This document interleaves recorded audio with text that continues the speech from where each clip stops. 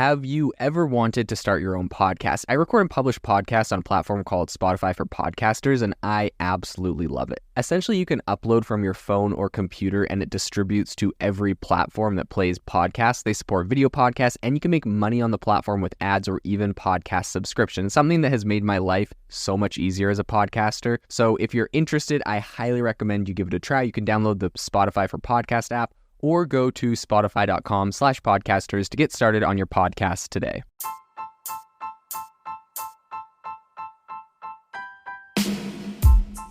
Welcome to the ChatGPT podcast. I'm your host, Jaden Schaefer. Each episode, we dive into the latest developments in the exciting field of artificial intelligence, exploring its applications and potential impacts on our daily lives.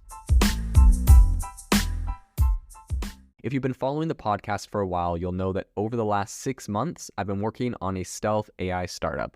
Of the hundreds of projects I've covered, this is the one that I believe has the greatest potential. So today I'm excited to announce AI Box. AI Box is a no-code AI app building platform paired with the App Store for AI that lets you monetize your AI tools. The platform lets you build apps by linking together AI models like ChatGPT, Midjourney, and 11 Labs. Eventually, we'll integrate with software like Gmail, Trello, and Salesforce, so you can use AI to automate every function in your organization.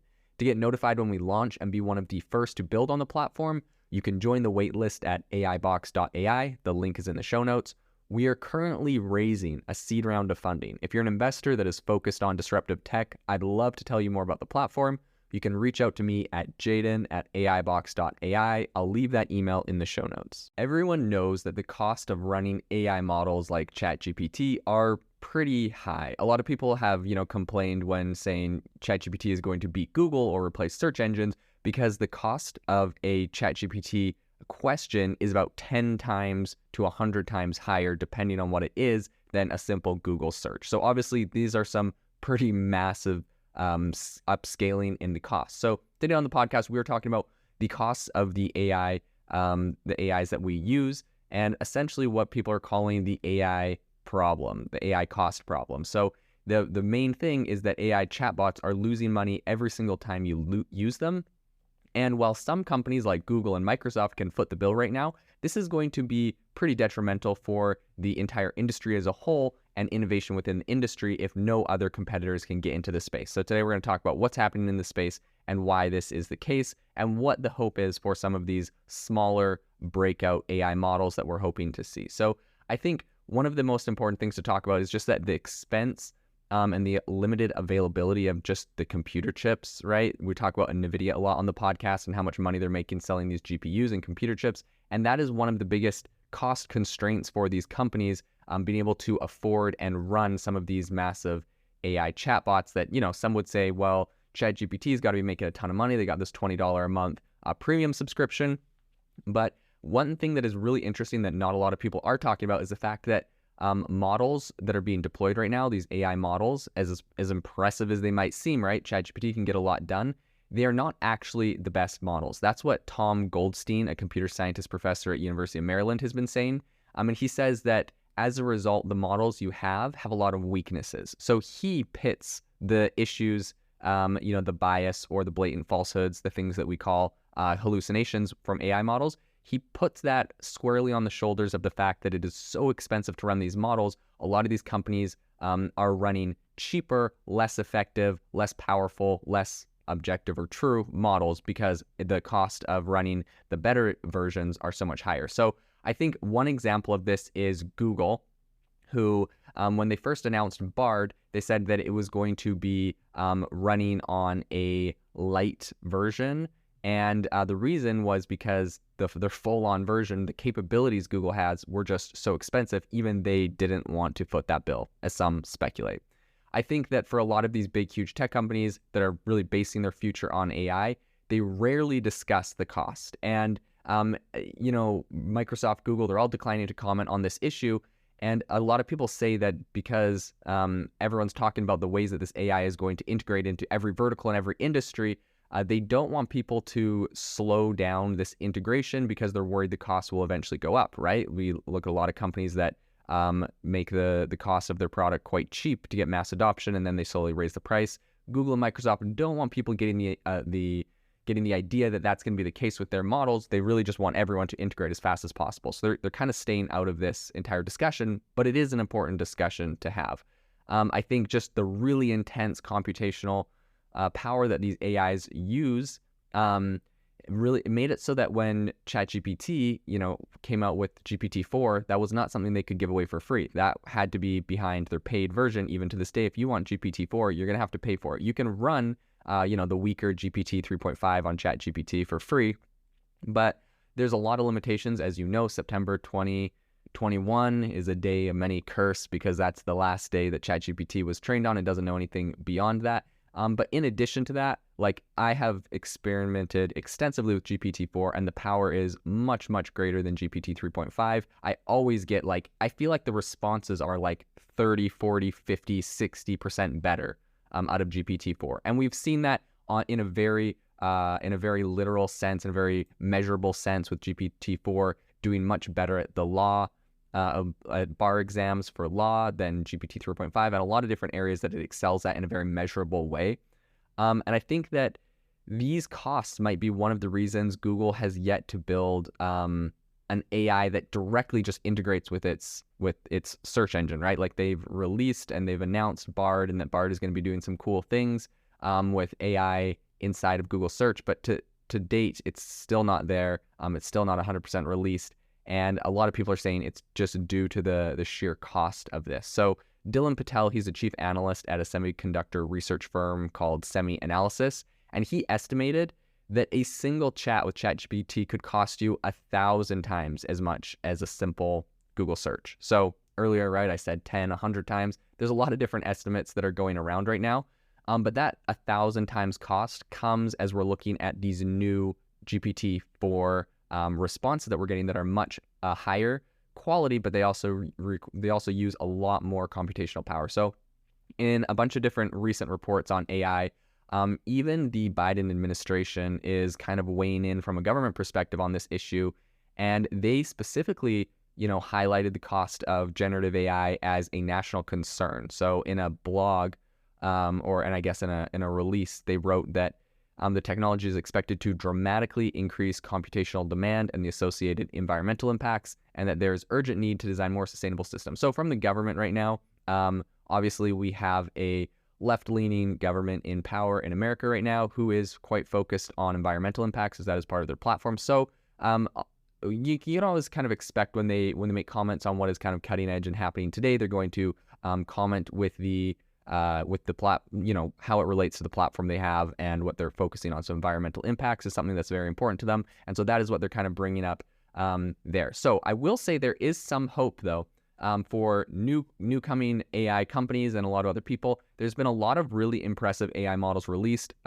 Meta released one that is quite famous, which is the Lambda model that, famously some researchers at Stanford were essentially able to clone ChatGPT for around $600, and the computational cost was a lot lower on that. Now, that being said, I feel like it is kind of, cheating. I don't know. They used responses that ChatGPT gave, which had already been trained and fine-tuned. So it's in a way they're kind of taking some of the work that OpenAI ChatGPT did to create a model that could come up with those responses. So that's for the data that they fed into it. In addition, it's against OpenAI's terms of service to create a competitor based off of outputs from their own model. Makes sense. But I just want to bring that up because, in all the talk of it being cheaper, it's not necessarily that easy. But that being said, these costs are coming down significantly. And so I do think that there's ways for newcomers to come into the market and create some still very powerful AI models. And I do believe that technology will continue to come out that is going to lower the cost. Now, that being said, one of the big costs that a lot of people talk about is just the infrastructure to run these models. So the GPUs required. Elon Musk famously tweeted or said I believe in a press briefing or something that these GPUs and these chips were harder to get than drugs right now. And he recently bought 10,000 GPUs for his new AI startup that he is stealth mode kind of building. And so I think that Silicon Valley really came to originally dominate the internet and all of that by offering things like Google search and email and social media, right? We're seeing from Facebook and everyone else for free or for losing money initially, but inevitably they turn it around. They start making, some pretty big profits and they go public. And I mean, even companies like Twitter pre-acquisition by Elon Musk had always lost money, and like it IPO'd, but it was never a profitable company. And so I think, consumers are kind of used to this, but I don't know how sustainable it is in a world of AI where these costs are going up 10, 100, or 1,000 times what their predecessor was, when you're looking at the difference between just doing a Google search and getting a result from, GPT-4 that's very in-depth and covers everything you're looking at. So it's going to be interesting to see like how long these companies can actually sustain these added costs. I would say it's no accident that all of these companies building and leading AI models are either like they're the largest cloud computing providers, or they've partnered with them or very closely partnered with them, as you're seeing with Google and Microsoft. And Anthropic has partnered with Google, and OpenAI has partnered with Microsoft. And I think that this is something that we're going to see a trend in, because just the costs are so heavy that you really need to have an in there in order to cut these down and be a viable business. Companies that buy those AI tools coming from those companies don't realize essentially they're being locked into a very heavily subsidized service that costs a lot more than what they're currently paying. That's something that Clem Delangu, who's the CEO of Hugging Faces, recently said. So this is kind of interesting. Sam Altman also recently kind of alluded to this in his congressional hearing that he had. He said, I think Senator Josh Ossoff, a Democrat from Georgia, was warning that AI. Well, he was kind of concerned that it was going to become addictive. ChatGPT was going to become addictive or harmful for kids. In my perspective, I think, looking at tools like TikTok, I see a lot more potential for harm there, perhaps, maybe more addictive than ChatGPT. But in any case, I guess it's an interesting concept to think about, and we should be open-minded. In any case, on this topic, Sam Altman was responding to that, and he said, "We try to design systems that do not maximize for engagement. In fact, we're short on GPUs. The less people that use our product, the better." So he's kind of alluding to the fact that it is really hard to get GPUs. You've seen it with OpenAI and ChatGPT when you're trying to use it and it crashes. It only gets you through half of a response or an article. It's kind of frustrating. So the expense of these AI models is really, really high. And in addition to that, just the cost of hiring some of the talent to work at your company, so from some of the financial filings of these companies, we're seeing, star AI scientists being paid up to $5 million a year for their help in projects like OpenAI and Bing and Anthropic's Claude. So I think this is definitely something that's very expensive. I think it's something that we really have to think about what the cost is and how sustainable this is, right? Like if we go ahead and integrate ChatGPT into every single business vertical at the moment, and then like perhaps it has some monumental shifts, people are laid off from their jobs, and then all of a sudden 2 years down the road, the costs of running these AI models, everyone can't subsidize anymore, and they go up, 10x or 100x. What would the implications of that be? That they would be severe, no doubt. So I think this is something we're looking at. And I think that the idea or the goal is that right now people are willing to burn money with the expectation not only of, taking market share, which has kind of been the traditional route of this loss leader kind of idea or like strategy with tech, but I think they're doing this with the expectation and the hope that future models, they will be able to optimize and train and run for a lot less money. And I think with that assumption, this very well could be a sustainable strategy. But if that doesn't come to fruition, there would be some serious consequences and a lot of serious costs, I think, that would be passed on to the economy. So it's kind of interesting. The CEO of D-Matrix is a startup working on more efficient chips for AI. He said, "This is not a sustainable equation for the democratization of wide availability of generative AI, the economy, or the environment." So there are a lot of people raising, that are very well informed into this area that are raising these kind of red flags.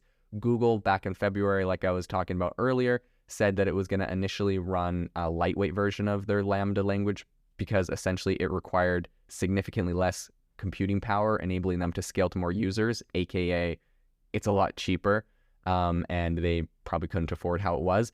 And it was interesting because just the fact that they cut the cost on that and gave us a essentially worse version of Bard. It made it so that it messed up some of its basic facts on launch, and it cost them $100 billion in stock valuation until, they're able to get their big AI conference back together and kind of hype their stock up again. So I think that it's going to be interesting to see what happens. Something that Google also has recently announced is a new chatbot called Sparrow, which was essentially designed by the DeepMind, which is a AI subsidiary they purchased a while ago. And the purpose of Sparrow is to search and to cite all of the sources that it comes up with. So I think it'll be deeply integrated with their search, with Bard and probably what Bard's doing there, and then being able to cite all of those with the goal of reducing, misinformation that it spits out. So I think this is going to be really interesting. A lot of people have been saying that essentially this cost is holding us back right now, which is a whole nother issue I think that is really important to highlight, and that is the fact that right now we may not be seeing, or the general public is not getting the best version of AI because the best versions are too expensive right now. But as the cost of computation comes down, I think we're going to see a broader rollout of even more powerful AIs. And if no new innovation, which as you see in AI, there's new innovations every single day, new companies, integrations, and breakthroughs. But if we saw no new innovations, aside from the fact that we were able to, get energy costs down and we were able to get more effective chips and GPUs and all of that, I think we would be able to see quite a large rollout of even more powerful AI. And so because of that, I'm quite bullish, you could say, on the advancements that AI is going to continue to make. I don't think that the progress is going to slow down significantly because there's so many different variables that as they come to fruition, this is going to just accelerate. So I think all of this, all of this is going to make some big changes. And I think that a lot of critics also note that generative AI also comes with costs to society. So someone recently said, all this processing has implications for greenhouse gas emissions. That was a dean at Tufts University Fletcher School. So, people have different criticisms, definitely, of the downsides of this. Some people are saying, based on an estimated ChatGPT usage and computing needs, Casper Gross Albin Ludsvigen, he estimated that it might have used as much electricity in January alone as 175,000 people, which is around the equivalent of a mid-sized city. And obviously, January was one thing, but the usage of this has scaled. Companies integrating this has scaled. So there are costs associated with this. And I think what's going to be interesting to follow is if this is going to be a bubble that is not popped by perhaps the AI progressing less, but eventually when people come to the realization that these things do cost a lot of money and someone's going to have to foot that bill, whether that's the company or the consumer, the cost will have to be paid unless we can find a way to dramatically cut these down. So this is going to be an area we're going to have to follow very closely. And I think we're going to see a lot of really incredible advancements in the way of cost cutting, faster GPUs, more effective usage there. And it's going to be interesting to see who the big players are in putting that forward. If you are looking for an innovative and creative community of people using ChatGPT, you need to join our ChatGPT creators community. I'll drop a link in the description to this podcast. We'd love to see you there where we share tips and tricks of what is working in ChatGPT. It's a lot easier than a podcast as you can see screenshots, you can share and comment on things that are currently working. So if this sounds interesting to you, check out the link in the comment. We'd love to have you in the community.